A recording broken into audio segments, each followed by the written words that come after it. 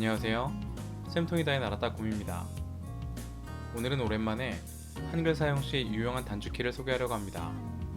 표, 그리고 셀을 편집하는 단축키인데 제가 소개하는 단축키 외에도 많은 단축키가 있지만 제가 자주 사용하는 단축키 위주로 설명하겠습니다. 먼저 표를 하나 만들어 볼게요. 보통은 편집이나 입력 메뉴에 아이콘을 선택하거나 마우스를 끌어 표를 그리는 방법을 많이 사용하실 텐데 이런 방법은 시간이 많이 걸릴 뿐더러 실수도 많죠. 저는 단축키 Ctrl N T를 주로 사용합니다. 3개 키의 조합이라 외우기 쉽진 않겠지만 굳이 따져보자면 New 테이블의 첫 글자쯤 될까요? 아무튼 먼저 Ctrl을 누른 상태로 N을 누른 후 연속해서 T를 누르면 되는데 급하게 누를 필요는 없습니다. 먼저 왼쪽 열에 번호를 넣어 보겠습니다. 저는 예전에 일일이 타이핑하거나 타이핑할 개수가 많을 때는 엑셀에서 복사해서 가져왔었는데 모양새가 좀 웃기죠? 이럴 때 유용할 단축키가 하나 있습니다. 먼저 1과 2를 입력합니다. 그리고 1과 2가 적힌 셀을 포함해서 번호를 입력해야 되는 모든 셀을 마우스로 선택합니다. 그리고 A를 눌러보세요. 이 기능은 자동 채우기라고 해서 엑셀도 가능한 기능인데 나중에 다른 영상을 만들어 소개하도록 하겠습니다. 그런데 지금처럼 표 작업을 하다 보면 셀에 블록을 지정해야 할 때가 많죠. 셀이 많지 않을 때는 괜찮은데 한 개의 셀에 블록을 잡거나 또는 셀 전체에 블록을 지정할 때는 마우스로 드래그하기가 불편하죠. 이럴 때 유용할 단축키 F5를 사용해 보세요. 한번 누르면 한 개의 셀에 블록이 잡히면서 가운데 회색점이 보이죠. 이때 마우스로 다른 셀을 선택하거나 방향키를 누르면 하나의 셀에만 블록이 잡힙니다.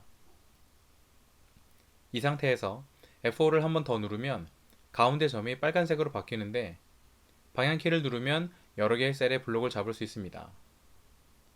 또는 페이지 업 또는 다운 그리고 홈 또는 엔드를 누르면 선택된 셀부터 상하 또는 좌우 끝까지 블록을 지정할 수 있어요. 이 상태에서 F4를 한번 더 누르면 전체 셀에 블록이 잡혔죠. 정리하겠습니다. F5를 한번 누르면 한 개의 셀, 두 번 누르면 여러 개의 셀에 블록을 지정할 수 있고 F4를 세 번 누르면 전체 셀에 블록을 잡을 수 있습니다. 이번엔 셀을 나눠보겠습니다. 나누고 싶은 셀을 F5로 블록 지정하고 스플릿의 첫 글자인 S를 누르면 셀 나누기 대여 창이 뜨죠. 여기서 필요한 행과 칸을 입력하면 됩니다. 이번에는 셀을 병합해 보겠습니다. 셀에 블록을 지정한 후 Merge의 첫 글자인 M을 누르면 선택된 셀이 합쳐집니다. 이번엔 셀의 크기를 조절해 보겠습니다. 늘리고 싶은 셀에 블록을 잡은 후 Ctrl 그리고 방향키를 누르면 셀의 크기를 동일하게 조정할 수 있습니다. 그런데 이렇게 컨트롤을 누른 상태로 조정을 하다 보면 셀의 크기가 늘어나면서 전체 표의 크기도 커집니다. 혹시 이미 크기가 정해진 셀 내에서 셀 크기를 조정해야 할 때는 Alt 그리고 방향키를 눌렀을 때 지금처럼 전체 표의 크기를 건드리지 않고도 셀 크기를 조절할 수 있습니다. 혹시 특정 셀만 늘리고 싶다면 Shift를 누르고 방향키를 누르면 특정 셀의 크기만 조절할 수 있습니다. 눈대중으로 셀의 너비를 조절하려다 보니 잘 맞지 않고 시간이 오래 걸렸죠. 이렇게 셀의 너비를 똑같이 맞추고 싶다면 width의 첫 글자인 W를 눌러보세요. 그러면 일일이 셀 너비를 맞출 필요가 없습니다. 당연히 셀의 높이를 맞춰주는 단축키도 있겠죠. 혹시 어떤 단축키를 쓸지 감이 오시나요? 네, 맞습니다. 하이트의 첫 글자인 H를 누르면 여러 셀의 높이까지 한 번에 동일하게 조절이 가능합니다. 이번에는 줄 수를 늘려볼 텐데요. 보통은 셀의 블록을 잡은 후 셀 나누기를 하죠. 하지만 이 방법은 줄이 늘어나긴 했지만 셀의 높이를 다시 조정해야 하는 불편함이 있습니다. 이럴 때는 아무 셀에 마우스 커서를 위치하고 Ctrl Enter를 누를 때마다 동일한 높이의 줄이 추가됩니다. 막 누르다 보니 줄이 너무 많네요. 이번에는 삭제해 보겠습니다. Ctrl Backspace를 누르면 커서가 위치한 줄들이 삭제되는데 다른 표, 셀의 단축키와 달리 이번에는 블록을 잡지 않은 상태에서 작동한다는 점 기억해 두세요.